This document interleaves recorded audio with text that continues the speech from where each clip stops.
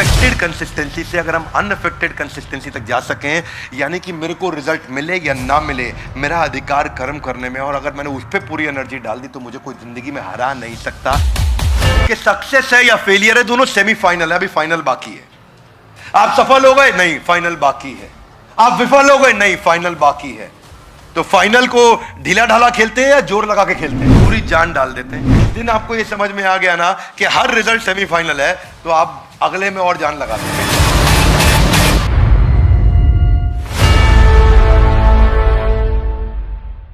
आज के इस एपिसोड में हम चर्चा करेंगे सबसे पॉपुलर श्लोक की, भगवत गीता के दूसरे अध्याय का 47वां श्लोक 247। कर्मण्येवाधिकारस्ते मा फलेषु कदाचन मा कर्म फल हेतुर्भु मा ते संगस्त्व कर्मणि। ये सबसे पॉपुलर श्लोक है गीता का, सबने कभी ना कभी सुना होगा। Loudly yes no. ये श्लोक है जीवन में उतारने वाला। और आज हमारे इस प्रोग्राम सीरीज का नाम क्या है? Come on, Gita in action के इस एपिसोड में आप सबका बहुत बहुत स्वागत है। कर्मणि एव अधिकारस्ते, कि कर्मन में, कर्म करने में आपका अधिकार है। आपके पास एक अधिकार है किसका? कर्म करने का। लेकिन मा फलेषु कदाच, आपका फल पे अधिकार नहीं है। इसका अर्थ क्या हुआ, आज इसको समझेंगे। कितने लोगों ने सुना आपने कर्म करो फल की इच्छा मत करो, कर्म करो फल की इच्छा मत करो? सुना आपने? लवली एक्चुअली वो थोड़ा इनकम्प्लीट है। मैं उसकी बुराई अच्छाई बोलने की जगह कहूंगा कि वो अधूरा ज्ञान है। आज आपको उसको समझने के लिए, जिस व्यक्ति को इस श्लोक समझ में आ गया उसको कोई जीवन में हरा नहीं सकता। ये गीता इन एक्शन बहुत पावरफुल, बहुत सॉलिड सीरीज है जो आपकी जिंदगी बदल सकती है। You have the right to perform your duties but not entitled to the fruits of your action. क्या अर्थ हुआ इसका? आपने पूरा साल मेहनत करी, पूरा साल मेहनत करने के बाद आपका बॉस आपको आकर के बोलता है भाई फल की इच्छा मत करो। क्या लगता है गीता में कृष्ण यही कहना चाहते थे? क्या आप अपने बॉस के साथ पूरा साल खूब काम करें, तनख्वाह बढ़ाने का समय आए बोले कर्म करो फल की इच्छा? क्या चलेगा ये? It is misunderstood shloka. Real essence जो है, दो प्रकार के एफर्ट होते हैं। एक होता है एफर्ट विद वरी, एक होता है effort without worry. Wow, WOW, with worry और विदाउट वरी, दो प्रकार के हो गए।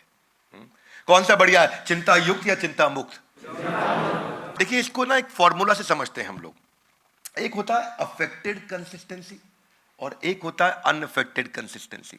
अगर आप सबने ध्यान दिया हो, पिछले एपिसोड में हम कंसिस्टेंसी पे चर्चा कर चुके हैं गीता के एपिसोड में। अब यहां दो प्रकार की कंसिस्टेंसी हो गई, अफेक्टेड कंसिस्टेंसी, अनअफेक्टेड। यानी कि वो कंसिस्टेंसी जिसमें आप दिल से तो परेशान है लेकिन लगे हुए, अच्छा नहीं लग रहा लेकिन लगे हुए।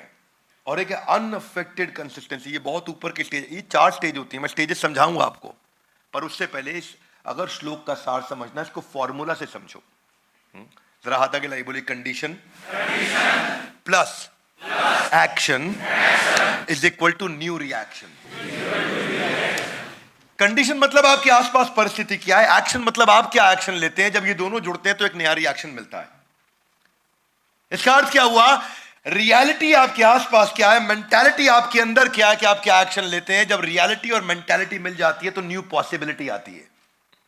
फॉर्मूला क्या है? Reality plus mentality is equal to new possibility, condition plus action is equal to new reaction. इस फॉर्मूला को समझो आप, ध्यान से सुनना। आपके हाथ में कंडीशन, यानी कि आपके आसपास क्या हो रहा है, वो आपके हाथ में है? Yes no? Come on, yes no? Condition आपके आसपास क्या हो रहा है, क्या वो आपके हाथ में है? Yes no? नहीं है आपके हाथ में।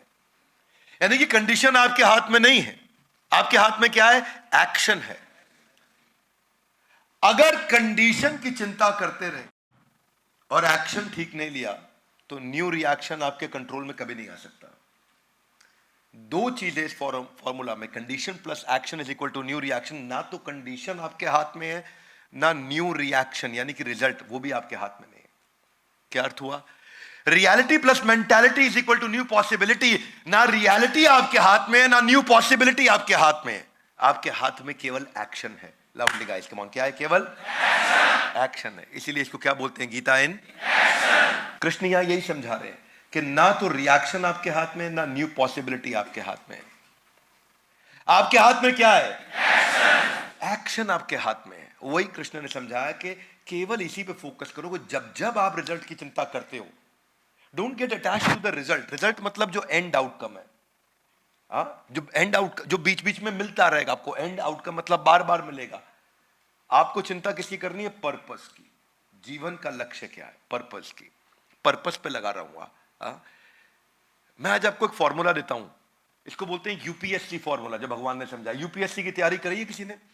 यूपीएससी की जब तैयारी करते हैं तो बहुत तैयारी होती है। कृष्ण भी यूपीएससी की तैयारी करा रहे हैं श्लोक में। आधा गिलाई कैसे?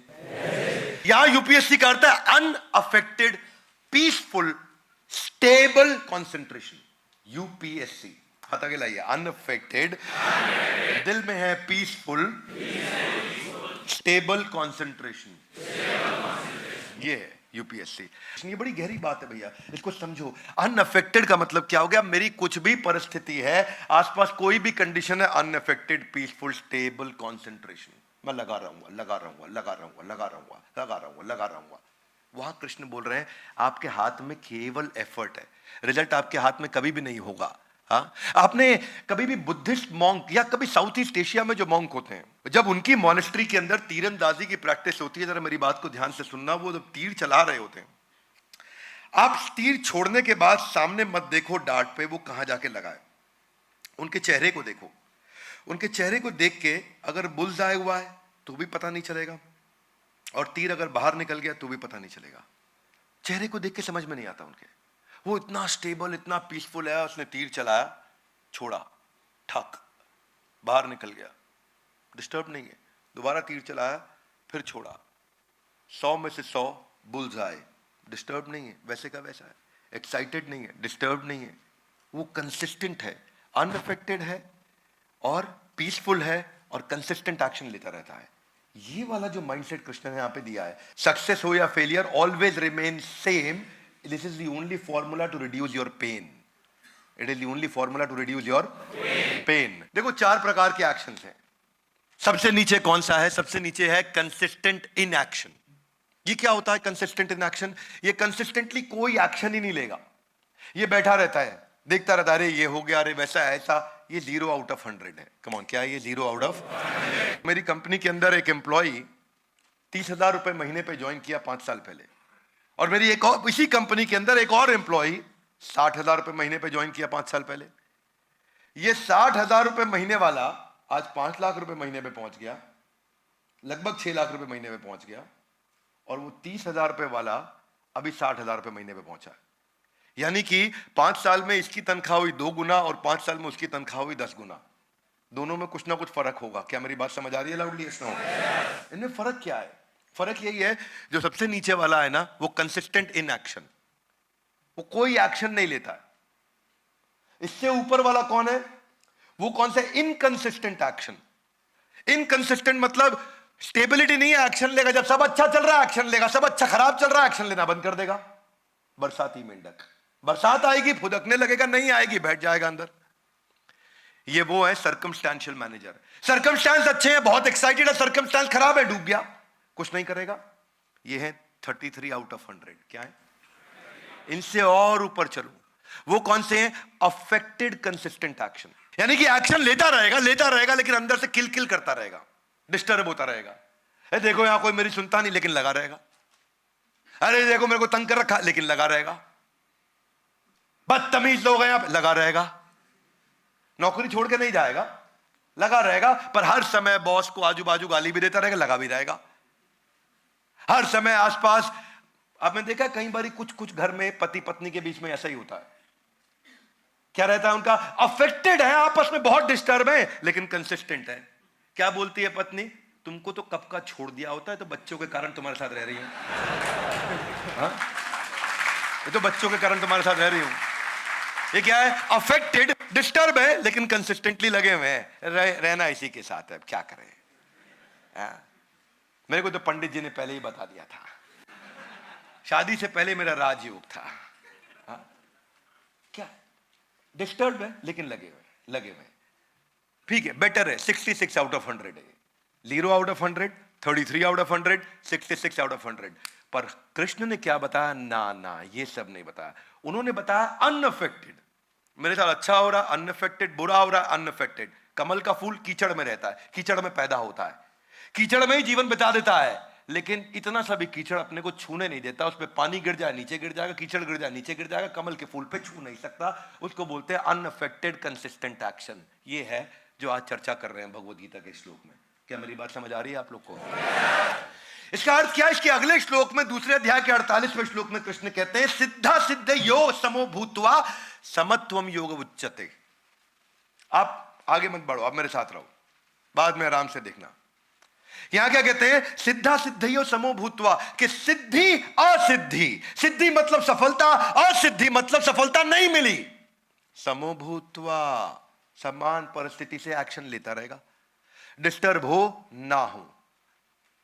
इसको क्या बोलते हैं? Unaffected consistent action. ये बड़ा गहरा श्लोक है भाई साहब। इस वीडियो को 2-3 बार आपको देखना पड़ेगा अगर आप इस वीडियो की गहराई को समझना चाहते हैं। Unaffected consistent action. मैं कुछ उदाहरण भी दूंगा आपको। ये जो इक्वानिमिटी है, that can save you from insanity, मतलब पागलपन से आपको बचा सकता है, क्योंकि आदमी डिस्टर्ब इसलिए होता है। देखो मैं आपको ऐसे समझाता हूं कि सक्सेस है या फेलियर है, दोनों सेमीफाइनल है, अभी फाइनल बाकी है। आप सफल हो गए? नहीं, फाइनल बाकी है। आप विफल हो गए? नहीं, फाइनल बाकी है। तो फाइनल को ढीला ढाला खेलते हैं या जोर लगा के खेलते हैं? जोर लगा के खेलते हैं कि पूरी जान डाल देते हैं? पूरी जान डाल देते हैं। सक्सेस आया, फाइनल बाकी है, पूरी जान लगानी है। फेलियर आया, फाइनल बाकी है, पूरी जान लगानी है। अरे 0 आया, फाइनल बाकी है, पूरी जान लगानी है। अरे 100 में 100 आया, नहीं, फाइनल बाकी है, पूरी जान लगानी है। ये कृष्ण समझा रहे हैं। क्या मेरी बात समझ आ रही लाउडली? ये एफर्ट को फोकस करना, ये एफर्ट को फोकस करना, क्योंकि कंडीशन आपके हाथ में नहीं है, केवल एक्शन आपके हाथ में है। और जितना अच्छा एक्शन होगा उतना अच्छा न्यू रिएक्शन होगा। क्या ये सारा मुद्दा? क्योंकि देखो, रियलिटी मेरे हाथ में नहीं है, मेंटालिटी मेरे हाथ में है। रियलिटी में को मैं नहीं बदल सकता, मेंटालिटी को मैं बदल सकता हूं। जितनी अच्छी मेंटालिटी होगी उतनी न्यू पॉसिबिलिटी होगी। अगर मेंटालिटी भी खराब और रियलिटी भी खराब तो पॉसिबिलिटी 100% खराब। यही कृष्ण समझा रहे हैं। कर्म करोगे, हो सकता है फल मिले, हो सकता है ना मिले, पर अगर कर्म नहीं किया तो पक्का हो गया फल। ये है दूसरे अध्याय का 47वां श्लोक। फल पे गौर करना। फल पे गौर करने का लाभ हुआ है किसी को? नहीं हुआ। हाँ, खाली न्यूटन को हुआ है। उसने फल पे गौर किया था, उसका फल नीचे गिरा तो हमारे को ग्रेविटी समझ। उसके अलावा किसी को फल पे गौर करने का लाभ नहीं मिलता है। Otherwise expectation is directly proportionate to frustration. जितनी ही एक्सपेक्टेशन रिजल्ट की, उतनी ज्यादा फ्रस्ट्रेशन, क्योंकि रिजल्ट मेरे हिसाब से हमेशा मिलता नहीं, क्योंकि वो मेरे हाथ में है ही नहीं। कंडीशन नहीं है, एक्शन मेरे हाथ में है। इसलिए आप देखते हो ना कि अफेक्टेड अनअफेक्टेड कंसिस्टेंसी में यही फर्क है। एक होता है किल किल कंसिस्टेंसी और एक होता है किल इट कंसिस्टेंसी। किल किल देखा हमने, कुछ लोग हर समय किल किल करते रहते, किल किल किल किल किल किल किल। माता पिता की सेवा करते, किल किल किल किल लगे हुए, लेकिन कर कंसिस्टेंट है, छोड़ा नहीं पिताजी को, लेकिन साथ साथ कुछ भी बोले जा रहे। सरकारी कंपनी में देखो, इतना दुखी सरकारी एम्प्लॉय अंदर से, इतना दुख, छोड़ क्यों नहीं? नहीं छोड़ूंगा, नहीं, सरकारी नौकरी है भैया, छोड़ूंगा नहीं। कंसिस्टेंट है, लेकिन क्या है? अफेक्टेड है अंदर से, है कि नहीं? डिसएंगेज्ड एम्प्लॉय आपको हमेशा कंपनी में से मिलेंगे। यही है श्लोक। सिद्धियो असिद्धियो, सिद्धि हो या असिद्धि हो, आपको सफलता हो असफलता हो, बस जिस दिन ये समझ में आया ना, 100 आउट ऑफ 100 जो बुद्धिस्ट होते हैं वो समझते हैं कि अगर किसी की मृत्यु हो भी गई तो वो एक बड़े चक्र का छोटा हिस्सा है।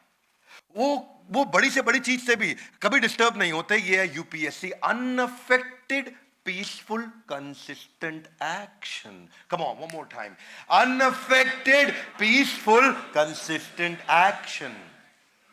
बाहर से अनअफेक्टेड, अंदर से पीसफुल कंसिस्टेंट एक्शन।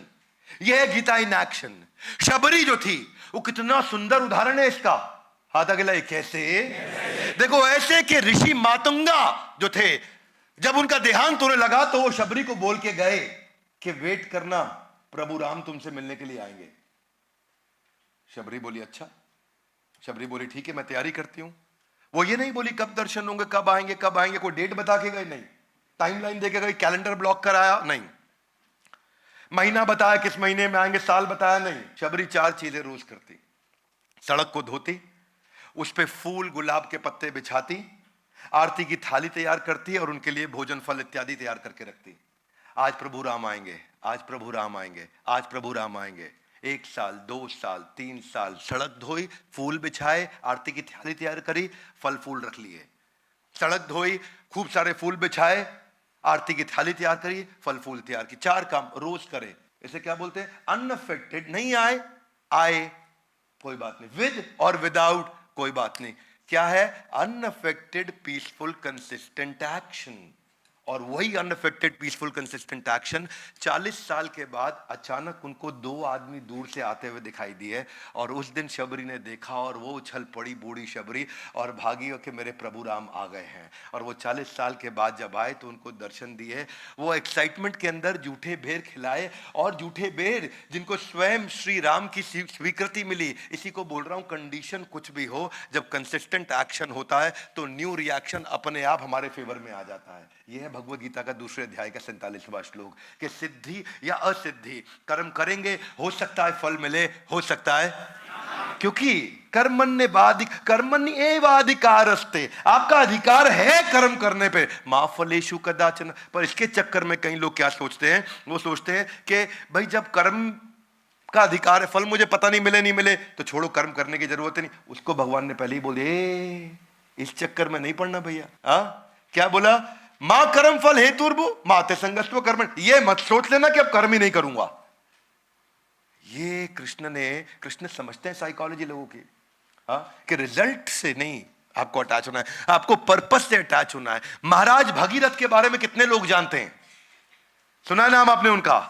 महाराज भगीरथ कौन थे? उनको उनके गुरु ने बताया कि अगर तुम पूर्वजों की आत्मा को मुक्ति दिलाना चाहते हो तो तुमको गंगा जल की आवश्यकता पड़ेगी। गंगा थी नहीं, मां गंगा का वो आवाहन करना चाहते थे, इन्वोक करना चाहते थे मां गंगा को, पर मां गंगा थी नहीं। और ऐसा बताया गया कि मां गंगा अगर आ भी गई तो उनसे पूरी धरती डूब जाएगी।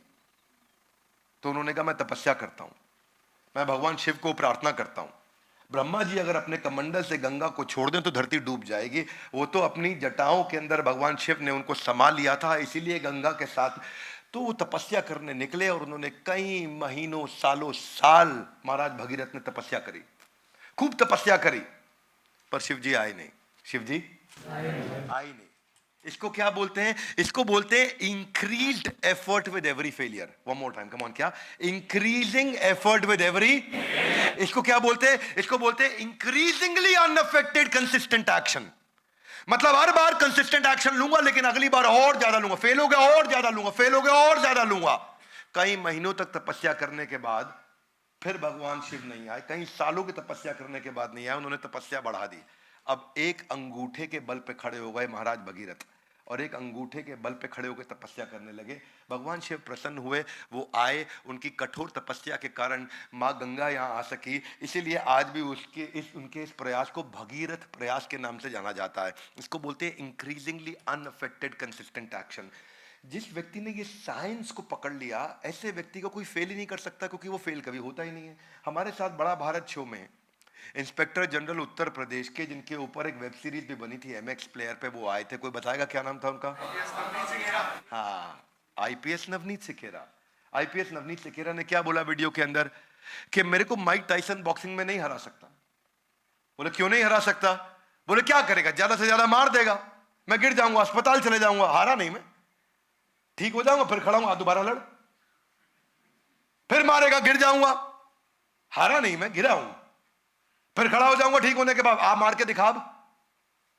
और बोला मर जाऊंगा लेकिन हारूंगा नहीं। ये जो है ना अंदर फीलिंग, ये जो फीलिंग है, ये है कंसिस्टेंट एक्शन की फीलिंग। हाँ, ये कंसिस्टेंट एक्शन की, मेरे हाथ में कंडीशन नहीं है, मेरे हाथ में एक्शन है। One more time, come on. मेरे हाथ में कंडीशन नहीं है, मेरे हाथ में। और जितना अच्छा एक्शन उतना ज्यादा possibility of positive new reaction. जिस दिन इंसान कर्म को एंजॉय करना शुरू कर दे, फल आए या नहीं आए उसकी चिंता खत्म हो जाती है। That's the main point. हाँ, देखिए, आप हाथ आगे लाइए, हाथ आगे लाइए। ये रिजल्ट है और वो पर्पस है। रिजल्ट की चिंता नहीं, पर्पस की चिंता करनी है। क्या मेरी बात समझ में आ रही है? फॉर एग्जाम्पल, इलॉन मस्क को रीयूजेबल रॉकेट बनाना था, रिजल्ट क्या था? फेल हो गए, पर्पस पे लगा रहा। रिजल्ट क्या? फिर फेल हो गए, पर्पस पे लगा रहा। सारा पैसा खत्म हो गया, रिजल्ट फिर फेल हो गया, रीयूजेबल रॉकेट, लेकिन पर्पस नहीं छोड़ा। कंपनी बर्बाद हो गई, रीयूजेबल रॉकेट नहीं बना, रिजल्ट नहीं आया, पर्पस नहीं छोड़ा, लगा रहा। बाजार से पैसा लेकर के आया, आखिरी मौका था, पर्पस नहीं छोड़ा, और बाद में उसको सफलता मिली। क्योंकि सक्सेस और फेलियर फाइनल नहीं है, क्या है? सेमीफाइनल है। सक्सेस और फेलियर फाइनल नहीं है, सेमीफाइनल है। आप हर रिजल्ट के बाद आपको, जब आपने ये फीलिंग के साथ अगला मैच लड़ा के फाइनल बाकी है, तो आप जान कम लगाओगे ज्यादा लगाओगे?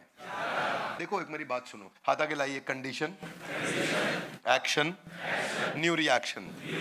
कुछ लोग कंडीशन से ही परेशान रहते हैं, हाय मेरे को ऐसे बोल दिया, हाय मेरे को वैसे तो उनका 70-80% एनर्जी वहां चला गया। ठीक है, उसके बाद आगे क्या होगा, आगे क्या होगा, 20% एनर्जी वहां चला गया। बचा कुछ 5-7% एनर्जी लगाते हैं वो एक्शन में, उनकी बात बनती नहीं। अगर आपने कंडीशन की चिंता छोड़ दी, उसकी एनर्जी बच गई। रिजल्ट जो आगे आएगा, कंडीशन जो पीछे हो रहा है, रिजल्ट जो आगे आएगा उसकी चिंता छोड़ दी, उसकी एनर्जी बच गई। अगर दोनों की एनर्जी निकाल के एक ही चीज पर लगा दिया, कंसिस्टेंट एक्शन पर, तो इसमें 100% एनर्जी चली गई। क्या मेरी बात समझ में आ रही है भाई लोग? ये फॉर्मूला दे रहे हैं भगवान। इतनी डेप्थ मुझे दुनिया में कहीं नहीं मिली जितनी मुझे यहां लगी। क्योंकि जब आपका डर खत्म हो गया, प्रहलाद, भक्त प्रहलाद, जो कौन थे? ये हिरण्यकश्यपु के पुत्र थे, आप लोग को पता होगा सबको। और उनकी बहन थी होलिका, जिसके कारण हम होली का त्योहार मनाते हैं। होलिका के पास वरदान था कि वो जल नहीं सकती। Yes no? Come on loudly, yes no? No, Holika के पास ऐसा कोई वरदान नहीं था कि वो जल नहीं सकती। आपको मालूम नहीं है, होलिका के पास ऐसी चादर थी जिससे वो जल नहीं सकती। और वो चादर किसने दी थी? ब्रह्मा जी ने दी थी उनको। और ब्रह्मा जी ने चादर दी थी कि ये चादर लपेट ली, तुम जल नहीं सकती।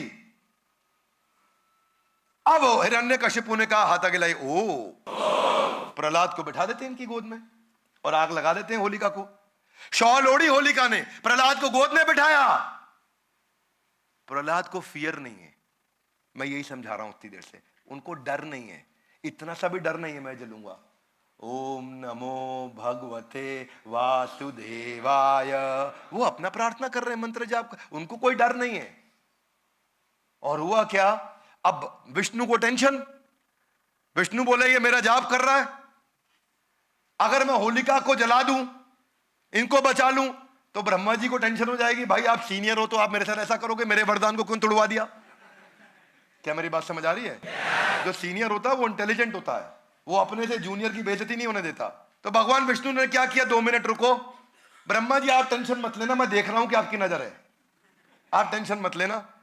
उन्होंने क्या किया? उन्होंने अपने दूसरे जूनियर को बुलाया, वरुण देव को। बोला तू थोड़ा हवा तेज चला, और हवा ऐसे तेज चलाई कि होलिका की चादर उतर के प्रहलाद के आसपास लिपट गई। होलिका जल गई, प्रहलाद बच गए। क्या मेरी बात समझ आ रही है? इंसान का ना डर समाप्त हो जाता है। ये जो जिस दिन आपका ये एनर्जी कंडीशन से और आने वाले रिएक्शन से खत्म होकर के निकल के पूरी बचा के फोकस इस पे आ गया, अगली बार वो क्या सोचे? होलिका निपट गई, कोई बात नहीं, ऊपर से फेंकते हैं उसमें भी बच गए, हाथी चढ़ाते हैं उसमें भी बच गए। बोले मैं नहीं छोड़ूंगा, अब मैं आता हूं। हिरण्यकशिपु, फाइनल तो विलन लास्ट में ही आता है ना, अमरीश पुरी, मोगैम्बो खुश हुआ, तो हिरण्यकशिपु लास्ट में आ गए। बोले किधर है विष्णु? बोला यत्र तत्र सर्वत्र। बोले खंबे में, हाँ खंबे में, और खंबा तोड़ा, नरसिंह अवतार बाहर आ गए। हिरण्यकशिपु को लग रहा था कि भाई कोई टेंशन नहीं, इनको देख लूंगा मैं, क्योंकि मेरे को ब्रह्मा से वरदान मिल चुका। नरसिंह भगवान ने खत्म कर दिया हिरण्यकशिपु। मरते वक्त उसने कहा तो ब्रह्मा जी का वरदान टूट गया? बोला नहीं नहीं, ब्रह्मा जी का वरदान नहीं टूटा। बोला कैसे नहीं टूटा? बोला ब्रह्मा, बोला तुमको क्या वरदान दिया? मैं विष्णु हूं, मैं थोड़ी ब्रह्मा की बेइज्जती कराऊंगा। तुमको वरदान दिया था ना तुमको इंसान मारेगा ना जानवर मारेगा, मैं तो नरसिंह हूं।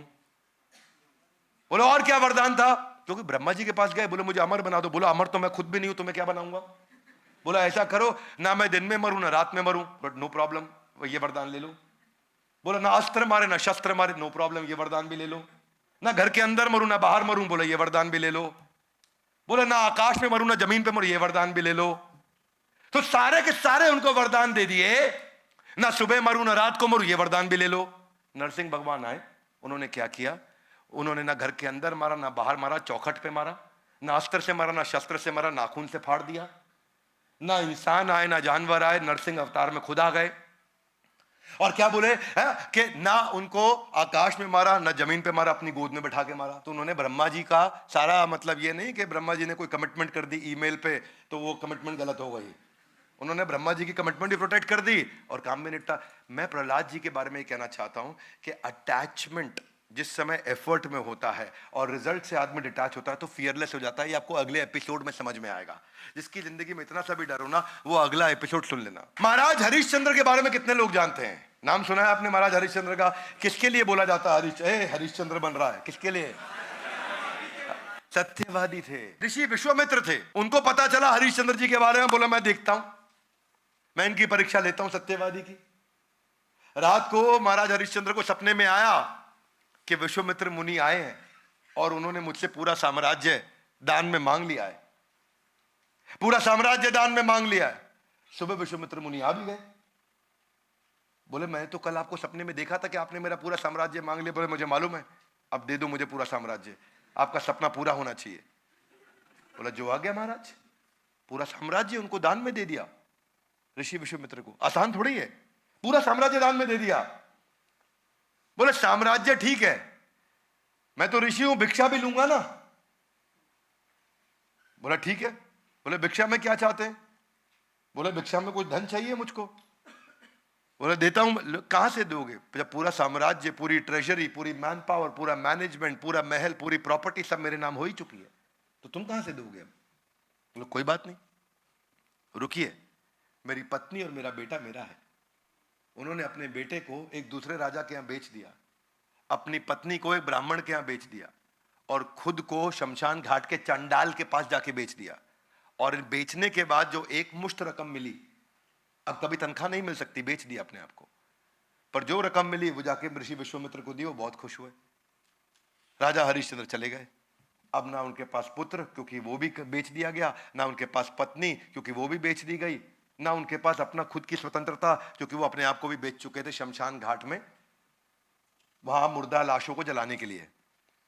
और उनकी वहां सेवा क्या लगा दी गई कि जो भी मुर्दा लाश आएगी उसका तुम अंतिम संस्कार करोगे और तुम्हारे को एक सिक्का दिया जाएगा जिसको तुम हमारे को जमा करोगे। बोला मुझे क्या, तुम्हें कुछ नहीं मिलेगा, तुम अपने आप को हमें बेच चुके हो।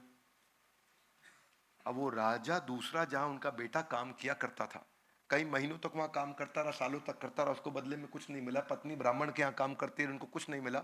लेकिन राजा के यहाँ पे काम करते करते हरिश्चंद्र के बेटे को सांप ने काट लिया। सांप ने काट लिया, कोई इलाज कराने वाला नहीं, जहर के कारण उसकी मृत्यु हो गई। माँ आई भागते हुए, देखा कि बच्चा मेरा मर गया, तो शमशान घाट ले गई। वहीं चांडाल के यहाँ जहां हरिश्चंद्र थे, उन्होंने कहा कि तुम्हारे पुत्र की मृत्यु हो गई, इसका अंतिम संस्कार करना है। राजा हरिश्चंद्र, जो अब वहां हरिश्चंद्र थे, राजा नहीं थे, बोले एक सिक्का तुमको देना पड़ेगा। बोली आपको तो पता है मेरे पास धन नहीं है, मुझे आप बेच चुके हो, लेकिन अब मैं पिता नहीं हूं यहाँ पे और तुम्हारा पति नहीं हूं, अब मैं यहाँ पे इनका बंधुआ मजदूर हूं, अगर तुम एक सिक्का नहीं दोगे तो अपने बेटे की मैं लाश को जला नहीं सकता। दोनों पत्नी भी और पति भी रोने लगे। और उसी के बाद तब भगवान को उन पर दया आई, उन्होंने आकर के वापस दर्शन दिए, पुत्र को जिंदा किया, राजमहल उनको वापस दिया। राजा हरिश्चंद्र एकदम फियरलेस थे, और इतना फियरलेस थे, इतना अनअफेक्टेड थे, इतना पीसफुल थे, इतना कंसिस्टेंट एक्शन था कि आज सैकड़ों हजारों साल के बाद भी महाराज हरिश्चंद्र के हम सब के सब इतने उत्साह से याद करते हैं। रियलिटी आप नहीं बदल सकते, केवल मेंटालिटी बदल सकते हैं। कंडीशन आप नहीं बदल सकते, आप केवल क्या बदल सकते हैं? एक्शन बदल सकते हैं। प्रवीण तांबे की कहानी आप जानते हैं ना? 20 साल तक क्रिकेट नहीं खेल पाया वो, 20 साल तक, 1995 से 2014-13 तक। 2013 में जाकर के 41 साल की उम्र में उनको एक बार एक एक्स्ट्रा की तरह ले लिया क्योंकि एक खिलाड़ी को चोट लग गई थी, पर वो 20 साल तक उन्होंने उत्साह छोड़ा नहीं। 48 साल की उम्र तक इतनी ज्यादा उम्र वाले आईपीएल पे खरीदे गए एकमात्र खिलाड़ी रहे। एक के बाद एक उन्होंने कई अवार्ड जीते। बस मैं यही आपसे आज कहना चाहता हूं कि ये अफेक्टेड कंसिस्टेंसी से अगर हम अनअफेक्टेड कंसिस्टेंसी तक जा सकें, यानी कि मेरे को रिजल्ट मिले या ना मिले, मेरा अधिकार कर्म करने में, और अगर मैंने उस पर पूरी एनर्जी डाल दी तो मुझे कोई जिंदगी में हरा नहीं सकता। मुझे लोग गिरा सकते हैं पर मुझे हरा नहीं सकते। This is called Gita in action. ये था हमारा दूसरे अध्याय का 47वां श्लोक, जिसको आज हमने समझा, कर्मण्येवाधिकारस्ते मा फलेषु कदाचन। भगवद गीता इन एक्शन जो हमने सीरीज शुरू करी है, इससे में हम चाहते हैं कि एक एक एपिसोड को देखना चाहिए। Come on, would you agree with me loudly? Yes no? Come on, yes no? एक एक एपिसोड को आके देखना चाहिए। हर एपिसोड में बहुत गहराई है, हर एपिसोड में बहुत पावरफुल मैसेज है। हमारे साथ जुड़े रहने के लिए, इस वीडियो को अपने सही मित्रों तक पहुंचाने के लिए आप सबका हृदय की गहराई से प्रेम पूर्वक बहुत बहुत थैंक यू वेरी मच।